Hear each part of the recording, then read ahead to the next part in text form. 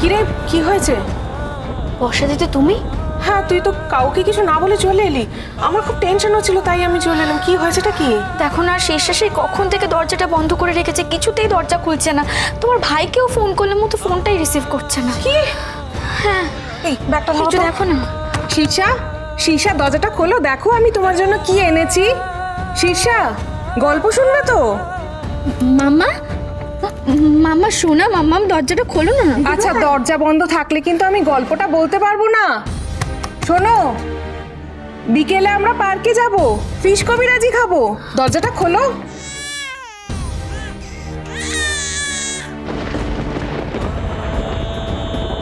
ভেতরে পুচকো ভীষণ কাঁদছে কিন্তু। হ্যাঁ, দরজা খোলো না। লাভ নেই, লাভ নেই, তোরা বুঝিয়ে ওকে পারবি না। আরে ও সেই মেয়েই নয়, কথাই শুনবে না।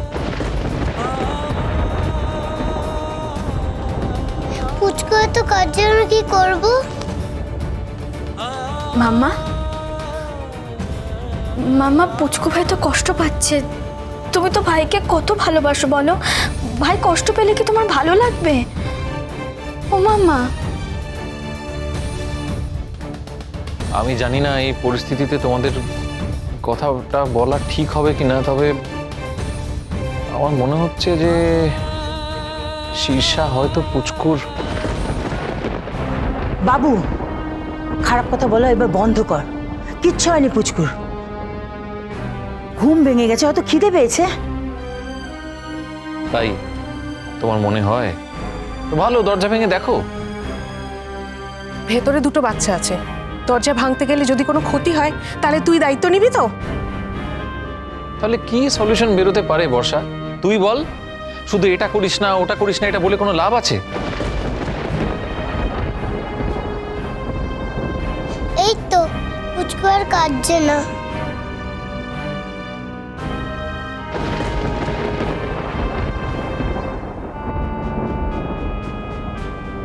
কি ব্যাপার, পুচকু তো আর কাঁদছে না?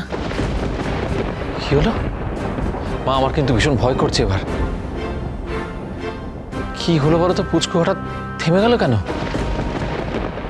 দাদা ভাই, কি বলছো কি তুমি? ওইসব কথায় কাঁদিস না, হয়তো এমনি পুচকু ঘুমিয়ে পড়েছে। না বর্ষা দিদি, যদি খারাপ কিছু হয়? বলছি তো কিছু হয়নি, কেন এত চিন্তা করছিস? কি হয়েছে মিনু? এতবার ফোন কেন করছিল? কি হয়েছে? আরে সে অনেক ব্যাপার ভাই, আমি এদের বুঝিয়ে উঠতে পারছি না।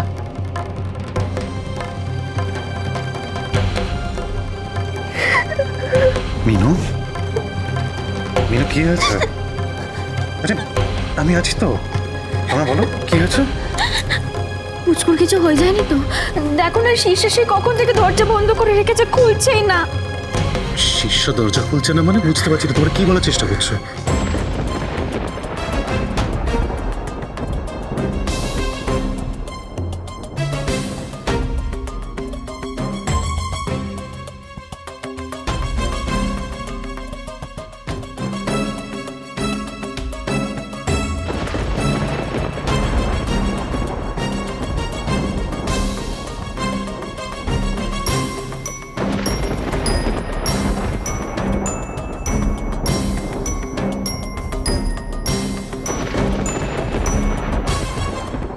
এবার কি করবো বলো তো?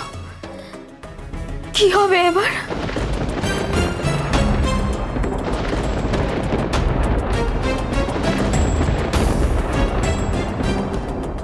শান্ত হও মিনু, শান্ত হও। দেখো দেখো, এই সিচুয়েশনের মধ্যে এরকম দুশ্চিন্তা করলে কি করে চলবে? তুমি তো আমায় শিখিয়েছো যে এরকম সিচুয়েশনের মধ্যে মাথা ঠান্ডা রাখতে হয়। আর তাছাড়া শিষ্যা তো এরকম মেয়ে নয়, এইভাবে দরজা বন্ধ করে ভেতরে কেন গেছে? নিশ্চয়ই কোনো কষ্ট পেয়েছে ও। আরে কষ্ট তো পেয়েছে, নইলে কখন এরকম কাজটা করে? আরে দু ভাই বোনে কত মিল ছিল, দুজন দুজনকে চোখে হারাতো, একসঙ্গে স্কুলে যেত, একসঙ্গে স্কুল থেকে ফেরত আসতো। তাহলে আজ হঠাৎ কি হলো? আজ নয়, আমি মাঝে মাঝেই দেখতাম যে আবি শিষ্যাকে বলতো যে তুই কেন আমাদের বাড়িতে আছিস, চলে যা। আরে এই মেয়েটা খারাপ লাগবে না এসব কথা শুনে? যেদিন তুমি পড়ে গেলে ওদের ঝগড়া থামাতে গিয়ে, সেদিনও তো একই কাণ্ড ঘটেছিল। হ্যাঁ দেখ, আবির তো এরকম ছিল না, কিন্তু কেন যে এখন এরকম হয়ে গেল? যখন বোঝায় তখন কিন্তু শোনে, তারপর আবার সে একই রকম ব্যবহার করতে থাকে।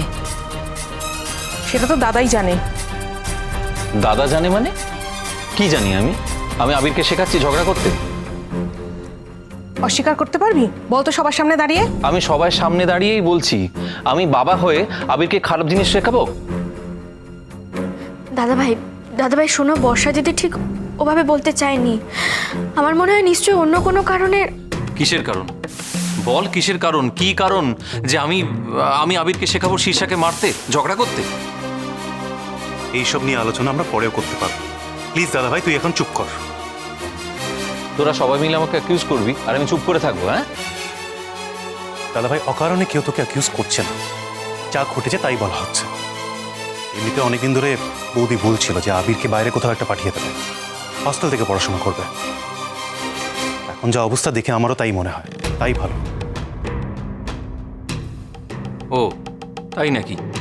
তোর বৌদি বলেছে বুঝি? বাহ, খুব ভালো। তার মানে সবকিছু ওর ইচ্ছে মতন চলবে এখানে।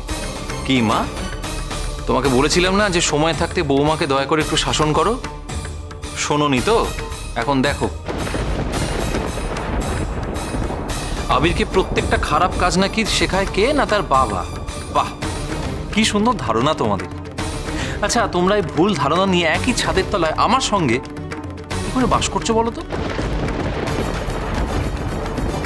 আচ্ছা মিনু, তুই আমাকে বলতো, একই বাড়িতে দুটো বাচ্চা বাস করে একই সঙ্গে, আমি যদি একটা বাচ্চাকে গুরুত্ব দিই আরেকজনকে না দিই তাহলে কি হবে? মানে আরেকজনের মনের অবস্থাটা কি হবে সেটা কখনো ভেবে দেখেছিস?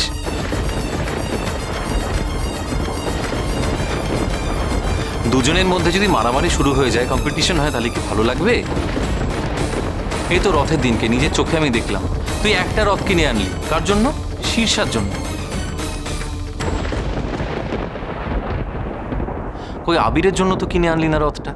বা এই যে ধর তুই স্টু বানিয়ে শীর্ষাকে খাওয়াচ্ছিস, আবিরের জন্য স্টু বানালে কি খুব অসুবিধে হতো মিনু? হতো না বোধহয়। আমি বুঝেছি, আসলে দোষটা আমারই। আমি ভেবেছিলাম কাল তো শীর্ষা সারাদিন জ্বর নিয়ে কাটিয়েছিল, একটু চিকেন স্টু বানিয়ে দিই, ওর তাহলে খেতে ভালো লাগবে। কিন্তু এ তো। কেন বাজে কথা বলছিস বাবু?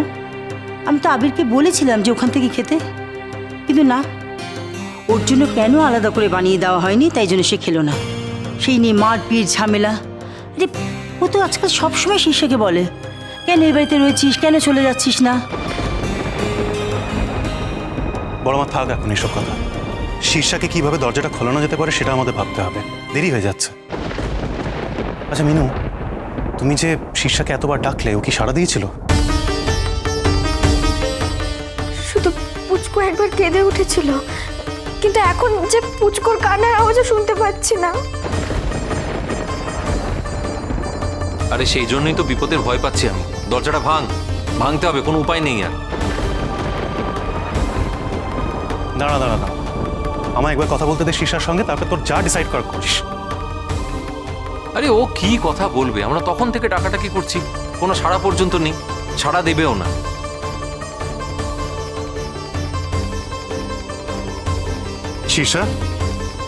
শীর্ষা বাবা, প্লিজ তুমি একটু দরজাটা খোলো না। দেখো আমরা কিন্তু অফিস থেকে চলে এসেছি, তুমি দরজাটা খোলো, না হলে এবার দরজাটা ভাঙতে হবে বাবা। শীর্ষা দরজাটা খোলো, মাম্মা তো কষ্ট পাচ্ছে, দেখো একবার। মাম্মা, আমি কি অপরাধ করেছি? তুমি আমাকে কেন এভাবে শাস্তি দিচ্ছ? দরজাটা খোলো না মাম্মা।